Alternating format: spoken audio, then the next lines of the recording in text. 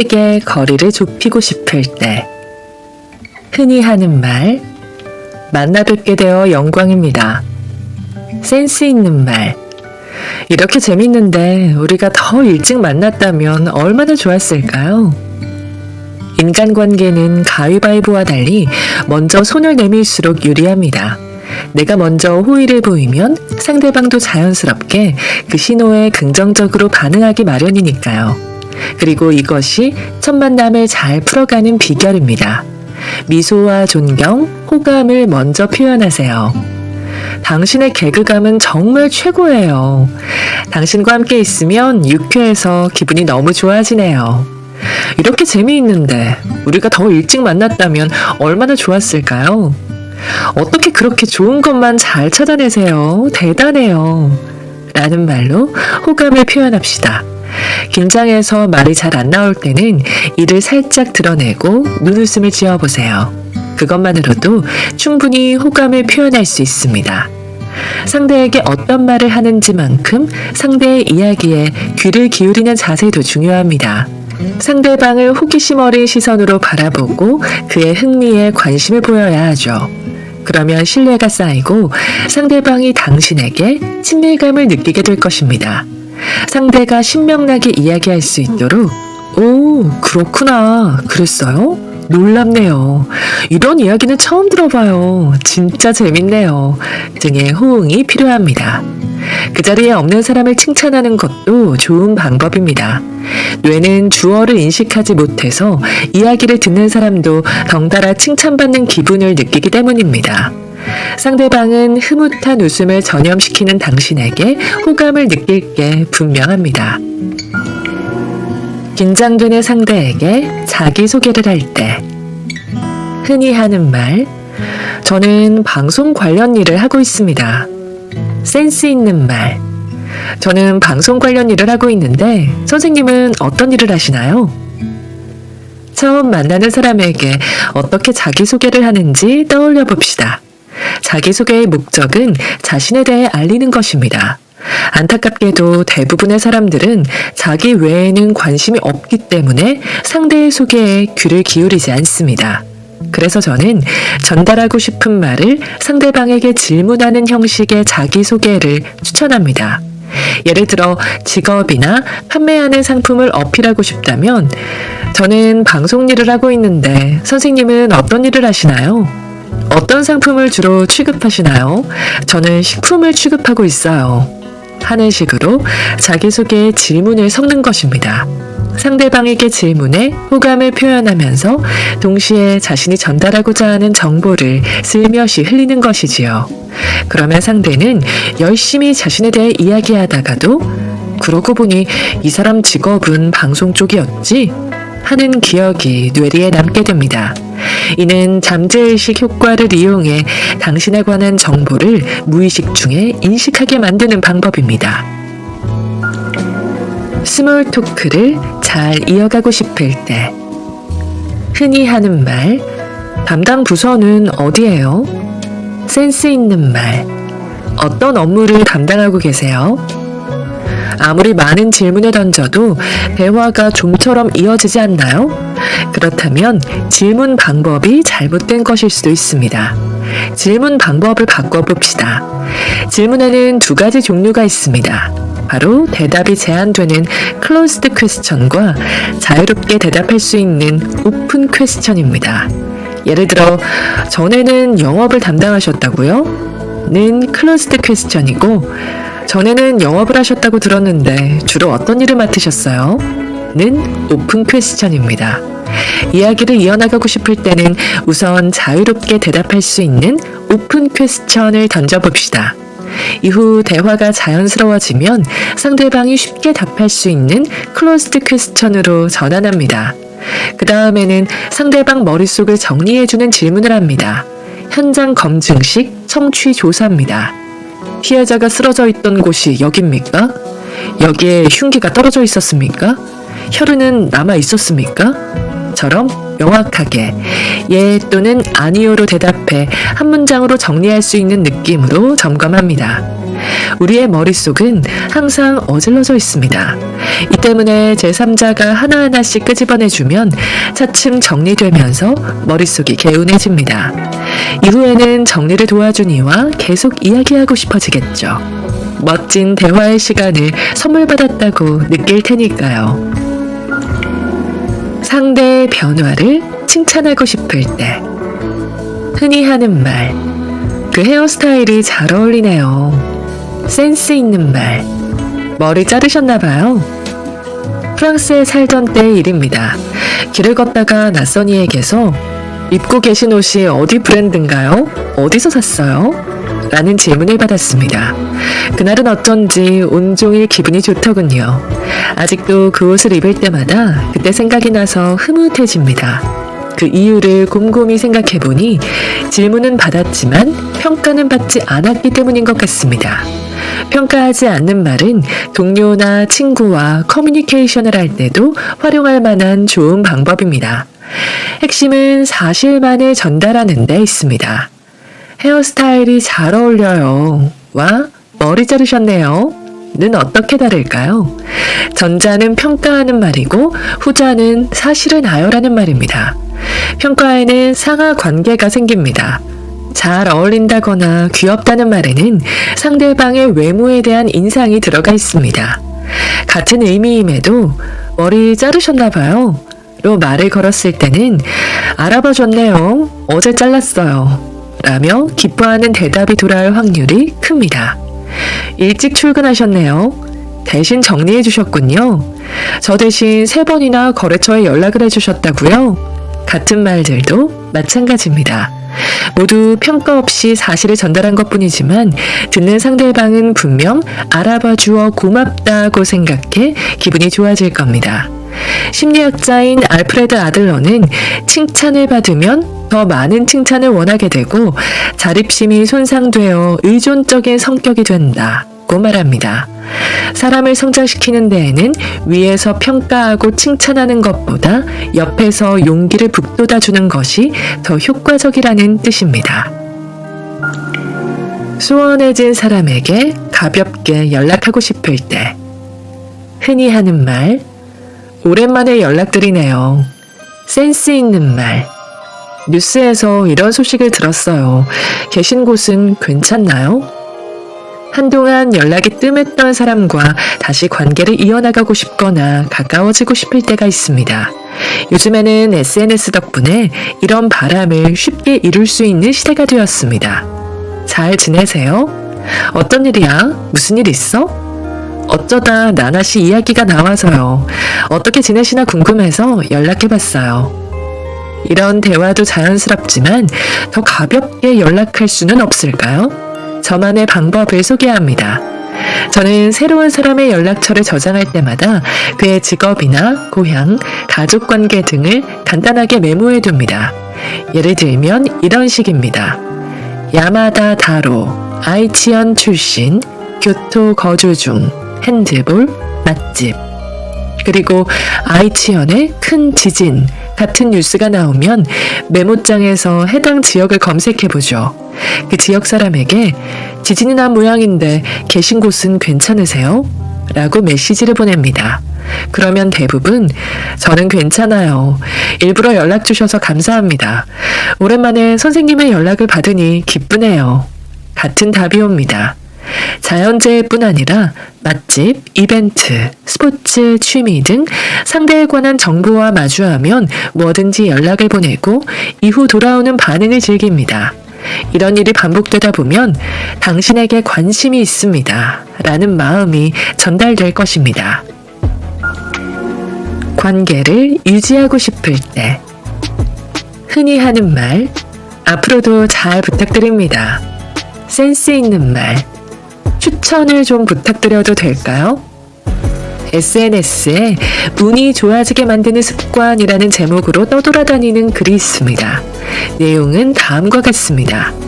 아침에 일어나 집 밖으로 나가자마자 가장 먼저 눈에 띄는 쓰레기를 주울 것. 쓰레기가 2개 떨어져 있다면 둘 중에 하나만이라도 반드시 주울 것. 그리고 아는 사람이든 아니든 그날 처음 만난 사람에게 반드시 인사를 건넬 것. 기본적으로 커뮤니케이션은 인사로 시작됩니다.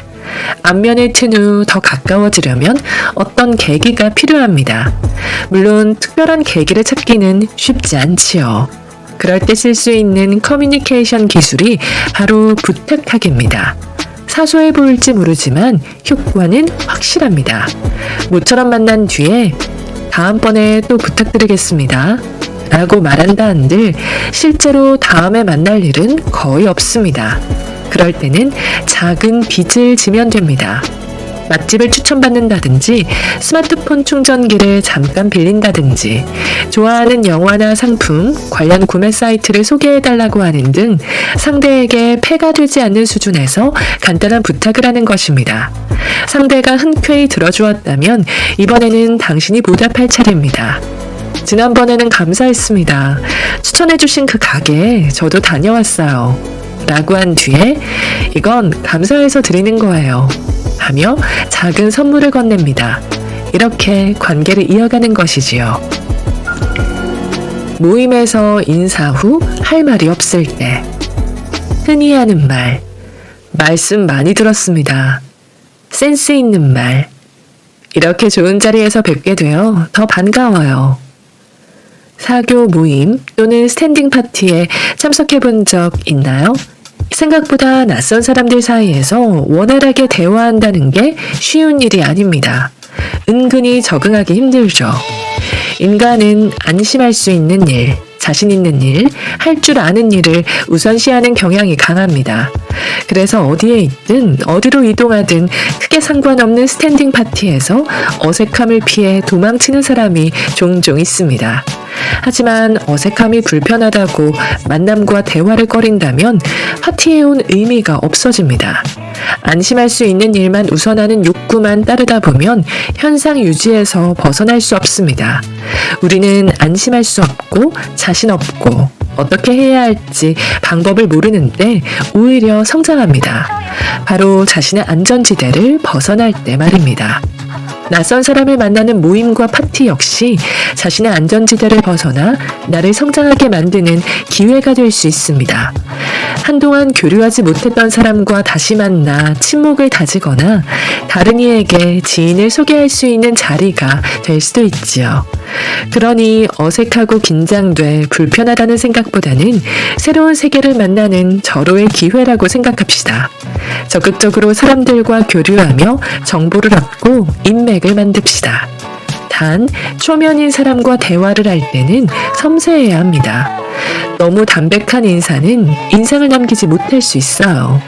부담스럽지 않을 정도로 긍정적인 감정을 담아 전달해 봅시다. 이를테면, 이렇게 뵙게 되니 영광입니다. 또는 이렇게 좋은 자리에서 만나게 되니 더 반가워요. 자기소개를 할 때 흔히 하는 말, 수십 명의 직원을 둔 사업체 대표입니다. 센스 있는 말, 작은 사업을 운영하고 있습니다. 어떤 커뮤니케이션이든 70%만 보여주는 것이 좋습니다. 지나치게 자신을 포장하기보다는 겸허함과 차분함을 보여주는 편이 좀 더 신뢰감을 줍니다. 다르게 말하면 약간 힘을 빼라는 의미입니다. 말하는 속도든 목소리 크기든 정보량이든 자기소개든 70%만 드러내는 것이 적당합니다. 사소한 차이여도 받아들이는 이에게는 굉장히 세련되게 보일 것입니다. 예를 들어 직업에 관한 질문에 사업체 대표입니다. 직원이 수십 명쯤 되죠. 라고 말하는 사람보다는 작은 사업을 운영하고 있습니다. 라고 말하는 사람이 더 거물이라는 느낌이 듭니다. 마찬가지로 모델이에요. 텔레비전에 자주 나와요. 라고 말하는 이보다는 모델로 활동하고 있습니다. 정도로 겸손하게 말하는 이에게 더 신뢰감을 느끼죠. 자기 일을 과대 포장하지 않고 겸손해하는 사람은 꽤 근사한 위치에 있다는 인상을 줍니다. 겸양을 보이는 이의 태도는 그만큼 상대의 흥미를 끌 뿐 아니라 성실한 사람이라는 신뢰감도 줍니다. 사실 대단한 사람 아닐까? 하는 상상의 나래를 펼치게 하기에 관심을 집중시키죠. 초면인 사람과 이야기할 때 흔히 하는 말, 제 실적은 다음과 같습니다. 센스 있는 말, 당신에 관해 질문을 드려도 될까요? 누구나 인정받고 싶다, 존경받고 싶다, 제 몫이라는 사람이라는 평가를 받고 싶다 라는 조급함에 무작정 자신을 어필해본 경험이 있을 것입니다. 그런데 조지 메이슨 대학교의 심리학자 토드 카시단의 실험 결과를 보면 이런 태도를 반성하게 될 겁니다. 연구자가 초면인 실험 참가자와 5분 동안 대화를 나눕니다. 이때 상대방과의 공통점보다는 차이점에 관심을 보이며 겸손한 자세로 계속해서 경청합니다. 대화가 끝난 뒤 참가자에게 연구자에 대한 인상을 물었습니다. 그랬더니 자신감이 충만하다, 에너지가 넘쳤다 등 호의적인 인상을 받았다고 응답했습니다. 변은 익을수록 고개를 숙입니다. 인정받고 존경받고 제 몫이라는 사람일수록 자기 이야기를 하기보다는 상대를 높여주려고 노력합니다. 흔히 겸손한 사람들에게는 다음과 같은 9가지 특징이 있습니다.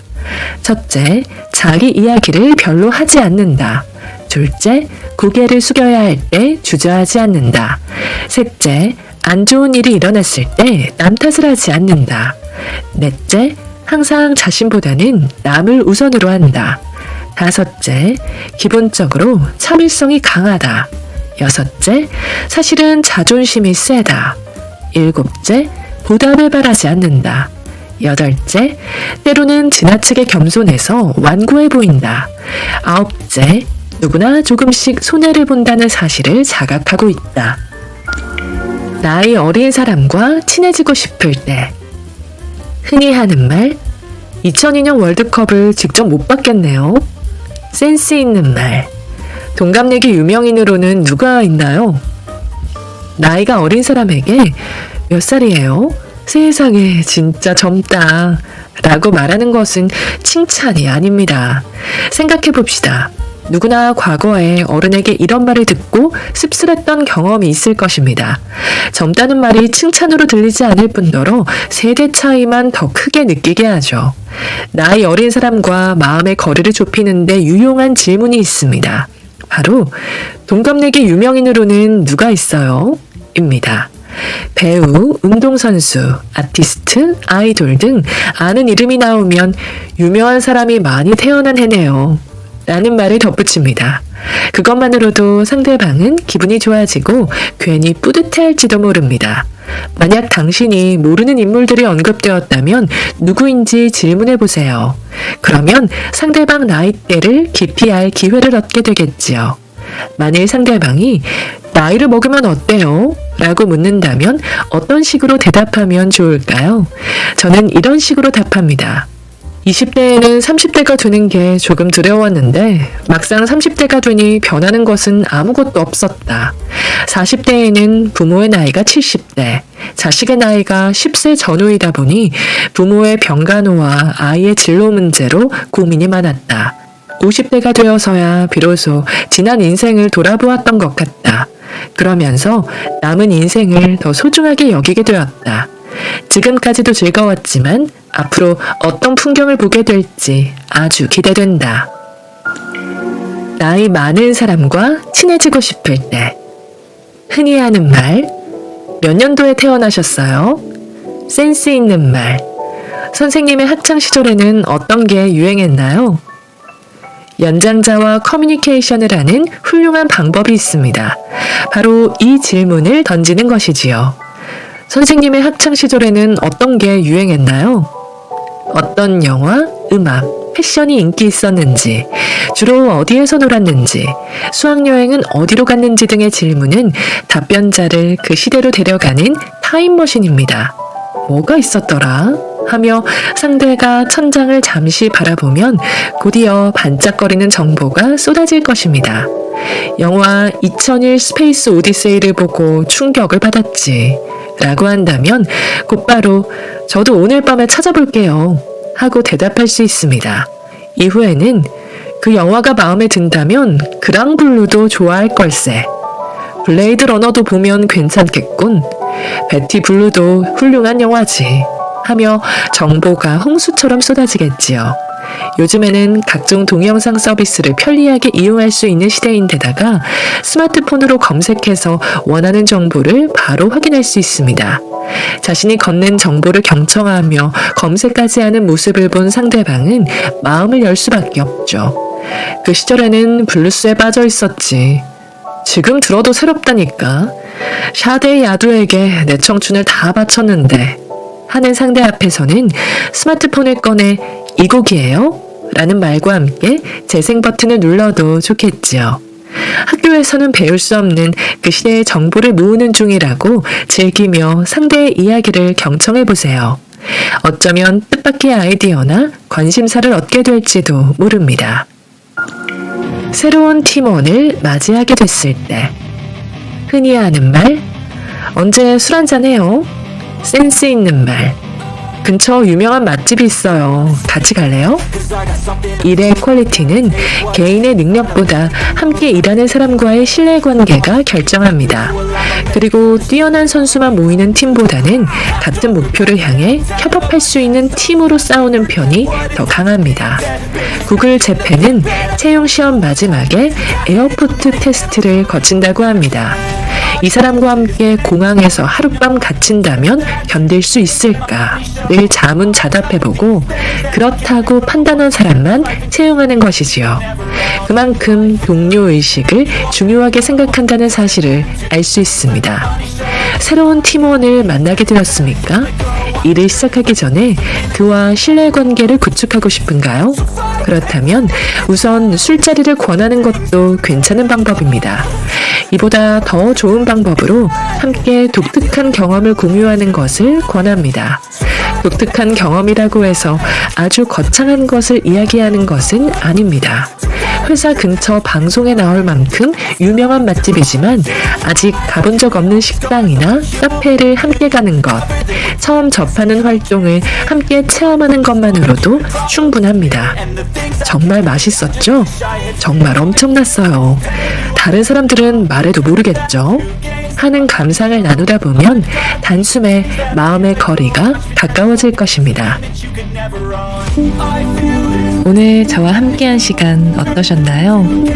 편안한 시간이 되었길 바라며 또 들러주시길 기다리겠습니다. 그럼 잘 자요.